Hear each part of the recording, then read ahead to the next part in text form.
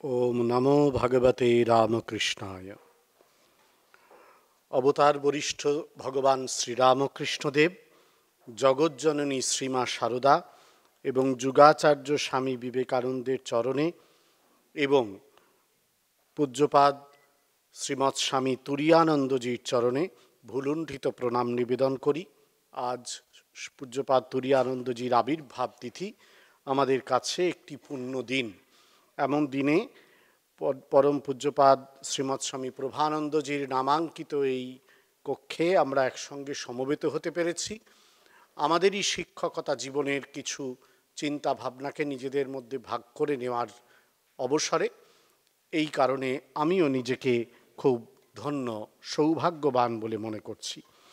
আজকের এই অনুষ্ঠানে উপস্থিত আছেন পূজ্যপাদ শ্রীমৎ স্বামী দেবরাজানন্দজি মহারাজ। আপনারা শুনলেন, মহারাজের সারাটা জীবনই এই শিক্ষা প্রতিষ্ঠানের সঙ্গে সংশ্লিষ্ট থেকে গিয়েছে। শুরু করেছিলেন সারগাছি রামকৃষ্ণ মিশনে, ২৬ বছর টানা সেখানে প্রধান শিক্ষকের দায়িত্ব পালন করেছিলেন এবং আমার সৌভাগ্য হয়েছিল সারগাছি আশ্রমে যোগদান করার, মহারাজের কাছে থেকে অনেক কিছু শেখার। পরবর্তীকালে মহারাজ বেলুর মঠে ব্রহ্মচারী প্রশিক্ষণ কেন্দ্রে, যেখানে আমাদের সাধুদের প্রশিক্ষণ দেওয়া হয়, মানে সাধুদের স্কুল কলেজ বলতে পারেন, সেইখানে আসেন। সেখানেও মহারাজ দীর্ঘদিন, প্রায় 10-11 বছর সেখানে টানা অধ্যক্ষ হিসেবে, প্রিন্সিপাল হিসেবে কাজ করেছেন। তার বহু সাধু ছাত্ররা আজ রামকৃষ্ণ সংঘের অনেক গুরু দায়িত্বে অবতীর্ণ এবং সেখানেও আমাদের সৌভাগ্য হয়েছিল, আমার ব্যক্তিগত সৌভাগ্য হয়েছিল মহারাজের সঙ্গে, মহারাজের কাছে থাকার ছাত্র হিসেবে এবং নানান কিছু শেখার। পরবর্তীকালে আমি যখন বেলুর বিদ্যা মন্দিরে এলাম, মহারাজ বেলুর বিদ্যা মন্দিরের গভর্নিং বডির প্রেসিডেন্ট হয়েছিলেন এবং আমি যখন সারদাপীঠের দায়িত্বে ছিলাম তখন মহারাজ সারদাপীঠেরও গভর্নিং বডির ম্যানেজিং কমিটির প্রেসিডেন্ট ছিলেন, এখনও আছেন। মানে মহারাজের সারাটা জীবনই এই শিক্ষা প্রতিষ্ঠান, রামকৃষ্ণ মিশনের যে শিক্ষা কার্যক্রম, তার বিভিন্ন স্তরের সঙ্গে যুক্ত থেকে কেটে চলেছে। মধ্যপর্বে সরিষাতে তো ছিলেনই, সেটাও আপনারা শুনেছেন। আজকের দিনে মহারাজকে পেয়ে, আমাদের মধ্যে পেয়ে আমিও ব্যক্তিগতভাবে অত্যন্ত ধন্য, কৃতার্থ। আরেকজন আছেন, আপনারা তার পরিচয় পেয়েছেন, প্রফেসর সব্যসাচী বসু রায়চৌধুরী। রবীন্দ্রভারতী বিশ্ববিদ্যালয়ের উপাচার্য ছিলেন, দীর্ঘদিন ওনার সঙ্গে আমার পরিচয়। আমাদের যারা ছাত্র ছিল তারা ওনার কাছে পড়তে যেত, ভাইস চ্যান্সেলর অবস্থায় রেগুলার ক্লাস নিতেন ছেলেদের এবং ছেলেরা বলতো ডিপার্টমেন্টের বেস্ট টিচার হচ্ছেন সব্যসাচীবাবু। কোনোদিন কোনো ছাত্রের মুখে শুনিনি যে সব্যসাচীবাবু কোনো ছাত্রের কোনো বিশেষ প্রার্থনা, বিশেষত একাডেমিক রিকোয়েস্টকে ফিরিয়ে দিয়েছেন। এরকম একটি মানুষ আজকে আমরা মানুষকে পেয়েছি আমাদের মধ্যে। আজকের পরিসরে এই রকম মানুষ দুর্লভ বলে মনে করি এবং বহু ক্ষেত্রে ওনার সঙ্গে ইউজিসির অনেক কমিটিতে আমার কাজ করার সুযোগ হয়েছে।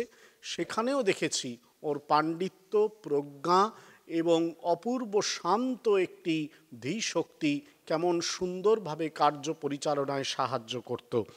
ওনাকেও আজকে আমরা পেয়েছি, সেজন্য আমিও ব্যক্তিগতভাবে অত্যন্ত আনন্দিত। আপনারা এসেছেন, একটু আগে হেডমাস্টার মহারাজ বললেন যে কালকের দারুণ একটা জমজমাট নাটক, তার আগে আমাদের এক্সিবিশনের প্রস্তুতি, এই সব কিছু করেও আজকের দিনে শীতের সকালে আপনারা সবাই এসেছেন। এটা থেকেই বোঝা যায় যে শিক্ষার প্রতি আপনাদের কতটা দায়বদ্ধতা রয়েছে, আপনারা এই প্রতিষ্ঠানকে কতটা ভালোবাসেন। আমার বারে বারে মনে হয়েছে আমাদের আপনারাও আপনাদের ছাত্র জীবনের পিছন দিকে তাকিয়ে বুঝতে পারেন যে আমাদের জীবনে সবসময় স্কুলের মাস্টারমশাইদের একটা বিরাট ভূমিকা থাকে। আজও কিন্তু আমরা নিশ্চয়ই মহাবিদ্যালয় বা বিশ্ববিদ্যালয়ে অনেক বরেণ্য শিক্ষককে পেয়েছি, কিন্তু স্কুলের টিচারদের স্মৃতি সেটা একটা অমলিনভাবে আমাদের মধ্যে লেগে থাকে। তার কারণটা এই, আমাদের শিক্ষা জীবনের সূচনায় তারাই কিন্তু আসলে সলতে পাকানো, প্রদীপ জ্বালানো, ঘর সাজানোর কাজটি করে দিয়ে থাকেন। সেই কারণেই আসলে তাঁদের প্রতি আমাদের একটি অন্তরের যোগ সব সময় থাকে। স্বামীজি বলেছিলেন শিক্ষকের কাজ হলো পথ থেকে অন্তরায় সরিয়ে দেওয়া। শিক্ষক কিছু শেখাতে পারেন না। এই যে শেখার পথের বাধা, যেটা কিনা স্কুল জীবনে আমরা সবচেয়ে বেশি অনুভব করি, যখনও সেলফ লার্নিং অর্থাৎ স্বশিক্ষণের ক্ষেত্র প্রস্তুত হয় না শারীরিক, বৌদ্ধিক, মানসিকভাবে, সেই সময়ে যেসব মাস্টারমশাইরা এই পথের পাথর সরিয়ে দেওয়ার কাজ করেন, তারা আমাদের কাছে আইকন হয়ে আছেন। আপনার আমার সবার শিক্ষা জীবনে এই ঘটনা আমরা ঘটতে দেখেছি। এবং সেই কারণেই বোধহয় আমরা যারা শিক্ষকতার এই ব্রত গ্রহণ করেছি, তাদের কাছে দায়টাও অনেক বেশি। আমাদের ব্রত পালনটা সে কারণে তপস্যা হয়ে দাঁড়ায়।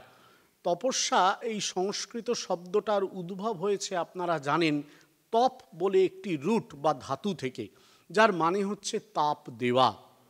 আমরা সবাই জানি তাপ একটা লেভেল পর্যন্ত সহ্য করা যায়, তারপরে কিন্তু তা কষ্ট দেয়। শিক্ষকতার ব্রতের যে তপস্যা, সেই তপস্যায় প্রাপ্ত তাপ অনেক সময় কষ্ট দেয়। এ কথা ভুল নয়, এ কথা অস্বীকার করার জায়গা নেই। কিন্তু এই কষ্ট স্বীকার করে নেওয়াটাকেও আমরা ব্রত হিসেবে গ্রহণ করেছি।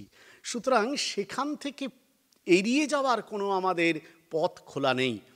আমাদের ইষ্টেশানন্দজি মহারাজ বলছিলেন, তোমার পতাকা যারে দাও তারে বহিবারে দাও শকতি। ওই গানের একটু পরে রয়েছে, আমি তাই চাই ভরিয়া পরাণ, দুঃখের সাথে দুঃখের দান, তোমার হাতের বেদনার দান, এড়ায়ে চাহি না মুকতি। তাই তোমার পতাকা যে নেবে, তাকে এই বেদনার দানটা গ্রহণ করতে হবে।